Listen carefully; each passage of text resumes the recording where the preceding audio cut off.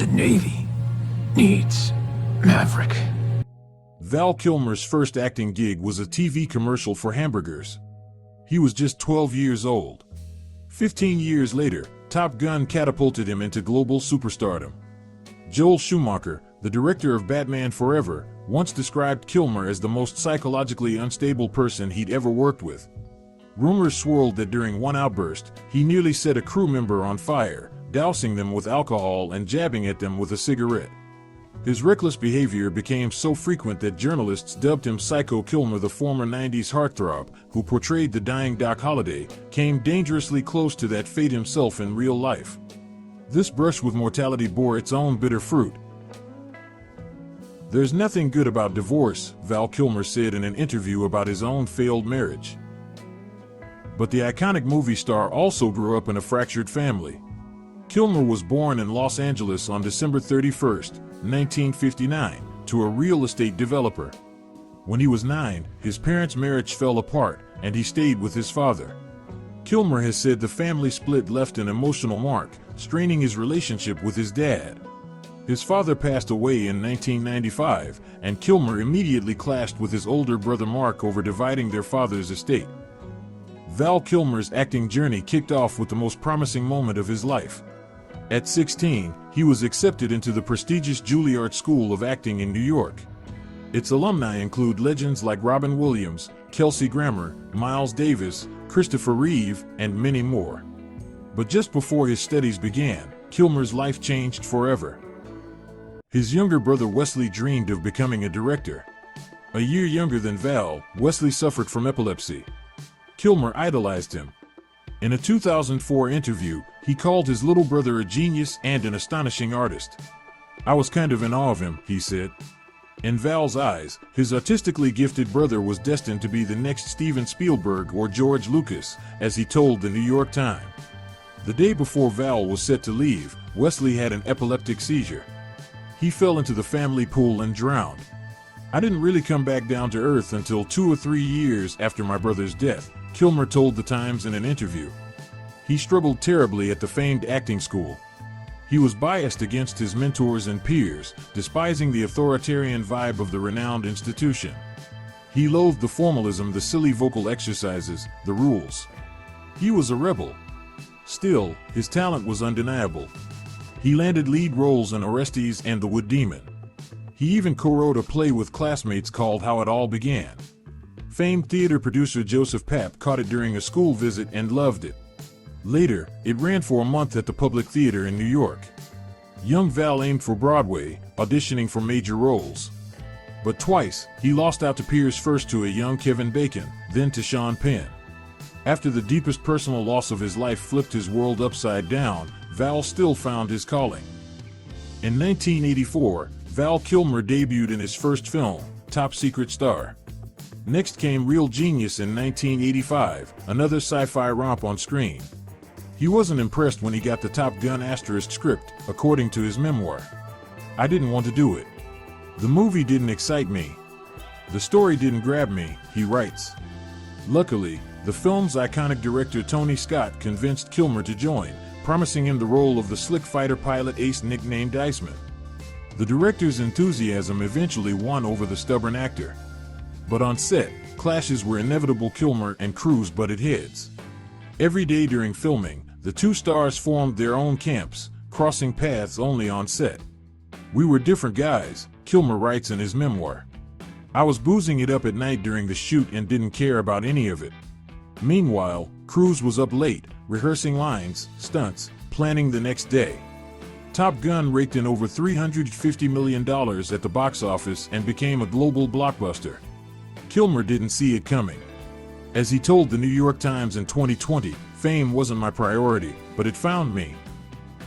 I'm a character actor," Val Kilmer told The Telegraph in 2004, "and I'm probably a cutting-edge personality."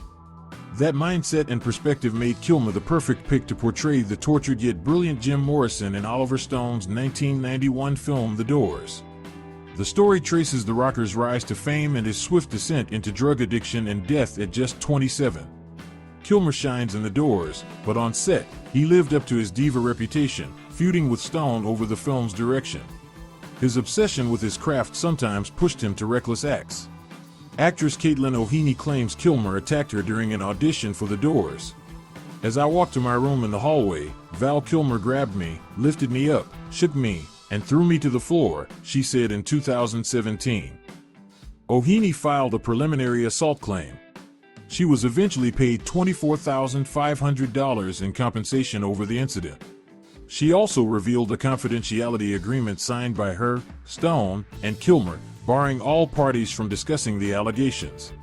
However, the film's casting director, Brahman Garcia, who was present, disputes O'Heaney's account, calling it wildly exaggerated.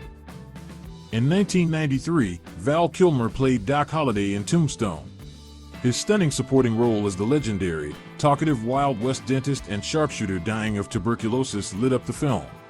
Next came Michael Mann's masterpiece Heat, where he played a henchman to Robert De Niro. Arguably the greatest crime thriller ever, Kilmer's role wasn't wordy, but he shines just as brightly as his famous co-stars. Kilmer says he was called to replace actor Michael Keaton in Batman Forever. That movie's probably the goofiest piece in the Batman universe. Co-stars say Kilmer was a nightmare. Director Joel Schumacher called him irresponsible and impossible. Kilmer made outrageous, impossible demands, acting like Hollywood royalty. He was rude to other stars. On the set of The Saint, he told crew members to avoid eye contact with him. After the island of Dr. Moreau, director John Frankenheimer declared, "I'll never climb Everest, and I'll never work with Val Kilmer again." Kilmer later told the New York Times that his on-set behavior was just an unwavering attempt to get directors, actors, and crew to respect the truth and essence of the project. But ultimately, that star attitude pushed away the heads of every major studio. Val Kilmer used all that bittersweet Hollywood cash to buy a 6,000-acre ranch in New Mexico. But soon, his neighbors hated him as much as his Hollywood peers. Kilmer called the area around his ranch the murder capital of the Southwest, claiming 80% of the people in my county are alcoholics. He also allegedly insulted Vietnam vets in a 2005 interview, calling them borderline criminals and freeloaders. Kilmer's neighbors demanded an apology. But Kilmer still felt like a king and brushed off the outrage. His ranch was a slice of paradise to him. "It's kind of a wild place. A river runs through it. I keep 100 animals," he said in an interview. But 20 years later, the 2008 financial crash wiped him out. Kilmer sold it all to a Texas oil tycoon in 2011 for just over half his asking price. "I've lost my home now, like millions of others. It's pretty awful." Val Kilmer's life was enchanting yet cursed by many, often by his own doing. It fits his take on reality. God wants us to walk, but the devil sends a limo, he mused in an interview. But then, in 2014, it wasn't a limo that came for Kilmer, it was something else. He was performing on stage and started struggling to swallow. Afterward, he stayed at Cher's guest house. "Suddenly I woke up vomiting blood that covered the bed like a scene from The Godfather," he writes in his memoir. What followed is murky, as he fiercely hid his illness and rejected his diagnosis, tied to his deep Christian Science faith. Doctors told him it was throat cancer. His spiritual advisor insisted he just needed to pray away the fear. But the cancerous tumor didn't budge for mind-over-matter cures. Kilmer's health crumbled fast, caught in a tug-of-war between his belief in God as a healer and the desperate pleas of his son Jack and daughter Mercedes to seek earthly medicine. They begged their stubborn dad to save his own life.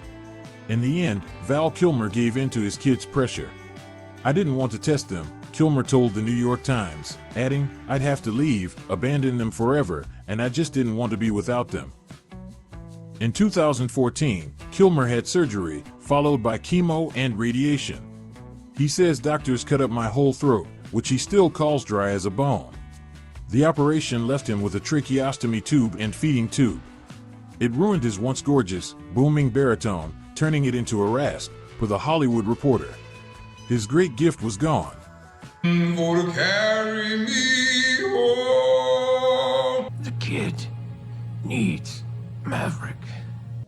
Val Kilmer wanted to keep his cancer fight private. But in 2016, his The Ghost and the Darkness co-star Michael Douglas was asked about his own well-publicized cancer battle. Douglas casually mentioned that his former co-star had the same illness. Kilmer was furious and hit Facebook to deny it. "I love Michael Douglas, but he's misinformed," he wrote in 2016. He went on, "I don't have cancer at all." By mid-2020, Kilmer appeared on Good Morning America, his voice a harsh rasp. Then he admitted, "I was diagnosed with throat cancer, which they cured pretty quickly," he said. Modern medicine might have saved Val Kilmer's life, but he's not thrilled with the cost. Bragging he once could do hundreds of different voices and endless sound impressions, Kilmer felt it was the treatment which he puts in quotes that caused his suffering. He told the New York Times about his sacred voice. He stressed again, "It's from the radiation and chemo, not the cancer." Looking back on his life, Kilmer accepted his fate but regretted how many he'd lost and hurt along the way. Everyone has to work out their own salvation. How to live and by what morals? I've gotten my payback in spades. Val never gave up dreaming of one day making a film, Mark Twain and Mary Baker Eddy. He was slated to direct, write, produce, and star in it. But he never got the chance to start. On April 1, 2025, news broke of his death from pneumonia.